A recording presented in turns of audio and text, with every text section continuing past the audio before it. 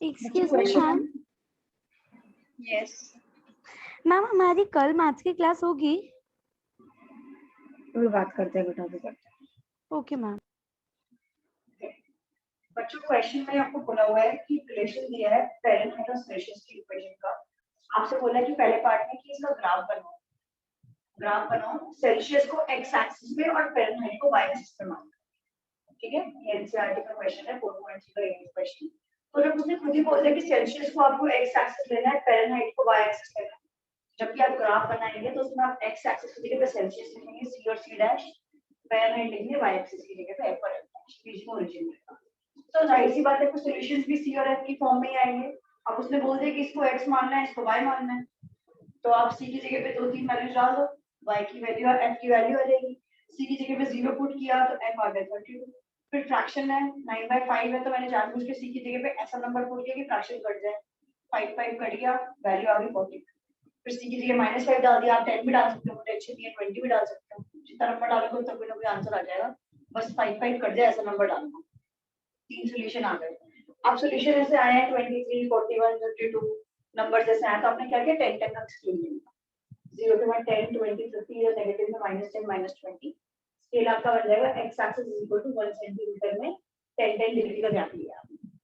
ठीक है, 10 का क्यों लिया, क्योंकि छोटी-छोटी लाइंस होती हैं ग्राफ में, 0 से 10 के बीच में आपको 10 लाइंस मिल जाएगी ग्राफ में, तो वो 1 2 3 4 5 की तरह बन जाएंगे। इसके बाद जो 10 लाइन होंगी वो 11 12 13 14 15 16 17 18 19 बन जाएंगे। 30 और 40 में 10 लाइन होगी तो 31 32 33 34 टाइप बन जाएंगे। ठीक है, तो 10 का गैप मिल गया, अकॉर्डिंगली हमें प्लॉट करते हैं 0, 32 0 पे 32 ग्राफ पे आपको दिख जाएगा, 30 के बाद 2 लाइन दूसरी लाइन पे 32 होगा। फिर 5, 41 तो 5 के ऊपर 41 ग्राफ में 40 की जस्ट ऊपर वाली छोटी वाली लाइन 41 बन जाएगी। फिर -5 को 23 तो ये रहा -5 बनेगा आपको 0 और -10 के बीच में, उस पे आप बोलोगे 23 20 के बाद में 1 2 तीसरी लाइन होगी, तब तक पॉइंट्स प्लॉट हो गया, आपका ग्राफ बन गया, ग्राफ का आपने नाम लिख दिया। ये आपका इस क्वेश्चन का पहला पार्ट था। ग्राफ की वर्किंग इसी में थी। आगे का पार्ट क्या है देखिए, वो कहता है स्केल भी ऐसे ही लिखेंगे मैम। मैम इसमें हम स्केल भी मैम फ़ारेनहाइट करके लिखेंगे ma'am, like degree Fahrenheit and degree centigrade. हाँ बेटा, जैसे मैंने लिखा वैसे ही लिखेंगे, कुछ चेंज नहीं करेंगे। ठीक है, अब सेकंड पार्ट क्वेश्चन का आता है जो कहता है ग्राफ तो बन गया। सेकंड पार्ट कहता है कि if the temperature is 30 degree Celsius what is the temperature in Fahrenheit. मतलब कह रहा है अगर टेंपरेचर जो है वो 30 डिग्री सेल्सियस है तो फ़ारेनहाइट में निकालो, मतलब सेल्सियस में 30 डिग्री है तो फ़ारेनहाइट में कितना होगा। सेल्सियस में 30 पुट कर दोगे तो फ़ारेनहाइट की वैल्यू आ जाएगी ना, ये तो कन्वर्जन फॉर्मूला ही तो है ये। मैम 5-6 कट हो जाएगा। हाँ 86 9/5 मैम 86 डिग्री 30 + 32 5 into कट गया 6 तो f is equal to 54 + 32। Assignment देखो, असाइनमेंट में ऐसा क्वेश्चन था, याद आ रहा है? Yes ma'am. एक क्वेश्चन था वो मैंने इसी के पार्ट से निकाला था। इसी का सेकंड थर्ड पार्ट है, कहता है temperature is 95 degree Fahrenheit then what is the temperature in Celsius. अगर टेंपरेचर 95 डिग्री फ़ारेनहाइट में दिया हुआ है तो c की वैल्यू निकालो। यहाँ पे बोल रहा है फ़ारेनहाइट में निकालो, फाइंड इन फ़ारेनहाइट डिग्रीज, यहाँ बोल रहा है find in degree Celsius degree. तो यार f की जगह पे 95 पुट कर दो, 95 इज इक्वल टू 9/5 c + 32। अभी +32 पहले इधर आ जाएगा, 95 में से माइनस हो जाएगा, ये बन गया 63 इज इक्वल टू 9/5 c। फिर ये 5 ऊपर आ गया और 9 नीचे चला गया, तो ये 9 और 63 कट गया, बच गया कितना 7। तो आंसर बन गया मुझे c is equal to 35 degree. सबको क्लियर है? पहले उसने बोला कि अगर 30 डिग्री सेल्सियस है तो f वाली वैल्यू क्या होगी, तो सेल्सियस की जगह 30 पुट कर दिया। दूसरे में कहता है अगर फ़ारेनहाइट में 95 है तो जिस डिग्री सेल्सियस में कितना होगा, तो आपने f की जगह में 95 पुट कर दिया तो आपको सेल्सियस वाली वैल्यू मिल गई। क्या सब लोग समझ पा रहे हैं दो पार्टी वाले? Yes ma'am yes ma'am. आगे देखते हैं तीसरा और चौथा पार्ट।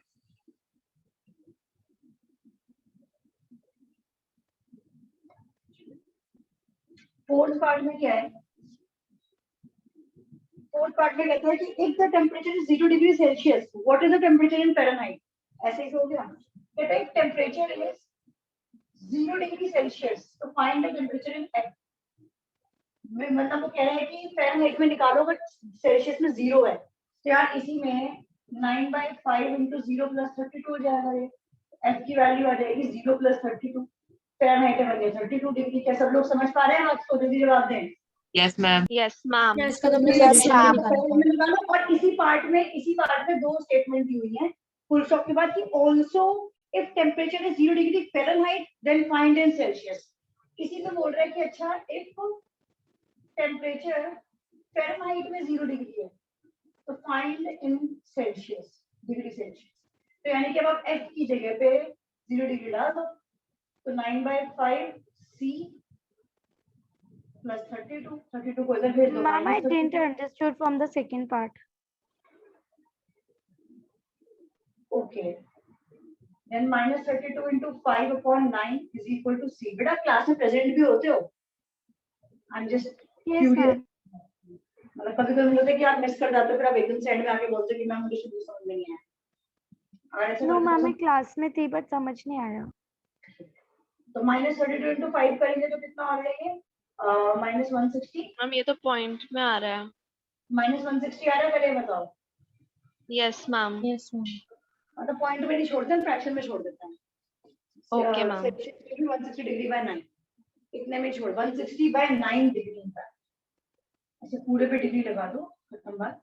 मतलब आप ऐसे छोड़ दो, कोई टेंशन नहीं है। ये बन गया आपका सेल्सियस में। तो मतलब इसी में दो पार्ट थे और चारों पार्ट एक जैसे ये तरीके से देखा जाए तो पहले पार्ट में सेकंड पार्ट में उसने बोला कि अगर टेम्परेचर 30 डिग्री सेल्सियस है तो फ़ारेनहाइट में कितना होगा। आपको सी की जगह पे 30 पुट करना है। सी की जगह पे 30 पुट किया, आपकी वैल्यू आगे सॉल्व करके वो फ़ारेनहाइट का टेम्परेचर बन गया। Now this is 86 degree. उसके अगले पार्ट में बोला कि अगर टेम्परेचर 95 डिग्री फ़ारेनहाइट है तो सेल्सियस में कितना होगा। यानी कि आप फ़ारेनहाइट की जगह पे 95 पुट कर दो, आपको सी वाली वैल्यू मिल गई। तो अगर फ़ारेनहाइट में 95 है तो सेल्सियस में 35 डिग्री आ रहा है। 32 को इधर ले गए माइनस किया, ये आ गया 5 को ऊपर ले गए 9 को नीचे ले गए। फिर तीसरे चौथे पार्ट में बोल रहा है कि अगर टेम्परेचर सेल्सियस में 0 डिग्री है, फिर 0 degree Celsius then what is the value in Fahrenheit. मतलब आप फिर से सी की जगह 0 पुट कर दो, आपको एफ वाली वैल्यू मिल जाएगी।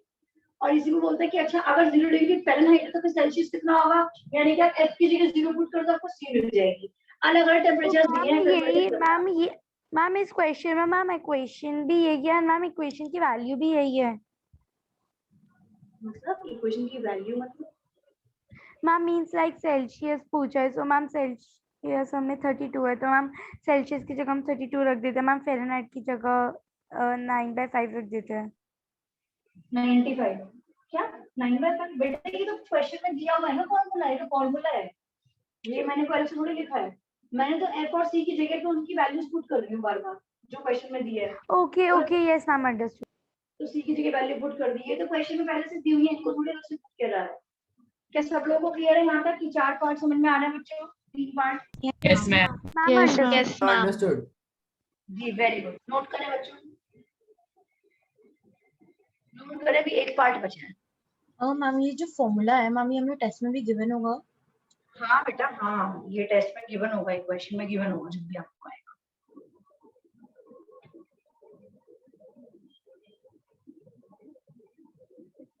फर्स्ट पार्ट ग्राफ का था, सेकंड थर्ड फोर्थ पार्ट जो थे वो न्यूमेरिकल वैल्यू निकालने वाले थे।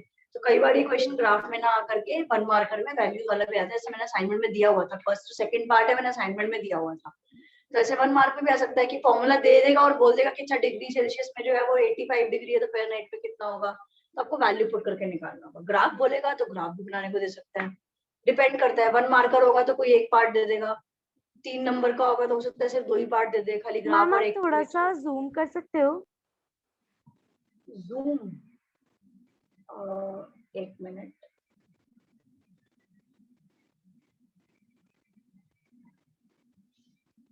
इससे नहीं कर सकती बेटा, कट जाएगी नीचे की लाइन बनना। Yes ma'am okay.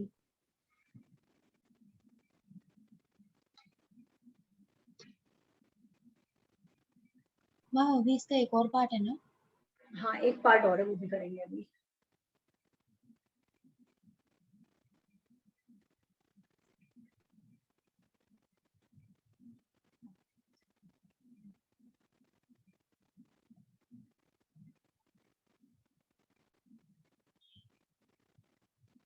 Ma'am done.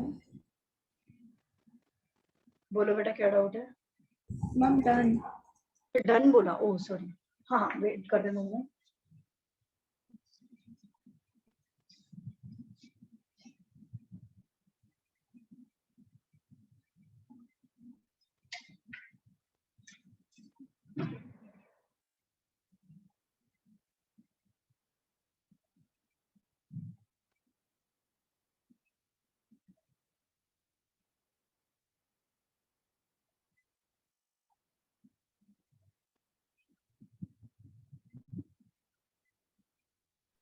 Ma'am, done.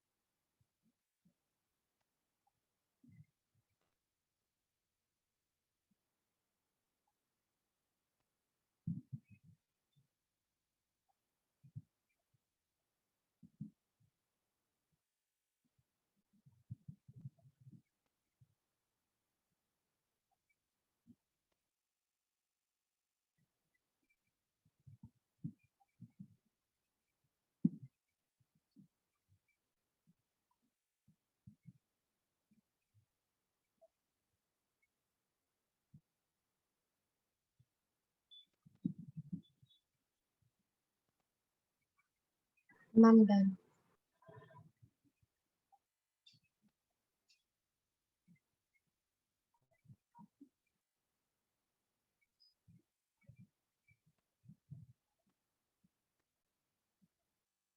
Ma'am, done.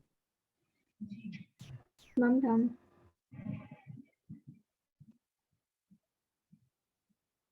I'm done.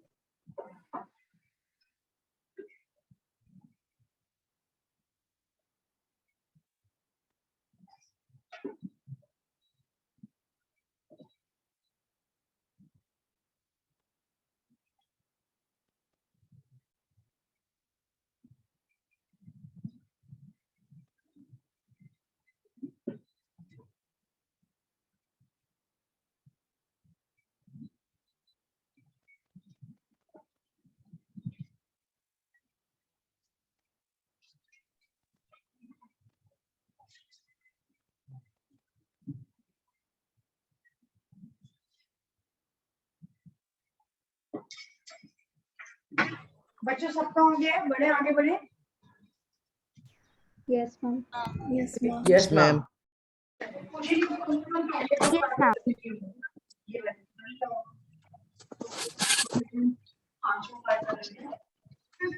बोला है क्योंकि इससे इम्पोर्टेंट बात है, लैंग्वेज वाइज सबसे इम्पोर्टेंट पार्ट है। मैम आपकी वॉइस क्लियर नहीं आ रही आपकी है। वॉइस क्लियर नहीं है। यस मैम, आपकी वॉइस क्लियर नहीं है। अब आ रही है? Yes ma'am. मैम अब आ रही है। Yes, ma'am. वेट करो, कॉल आ गई थी इस वजह से इंटरप्ट हो गया।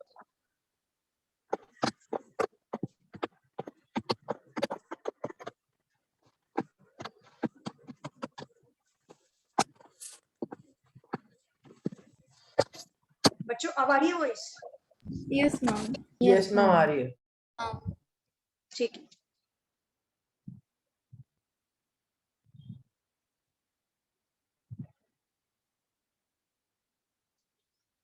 जी देखें,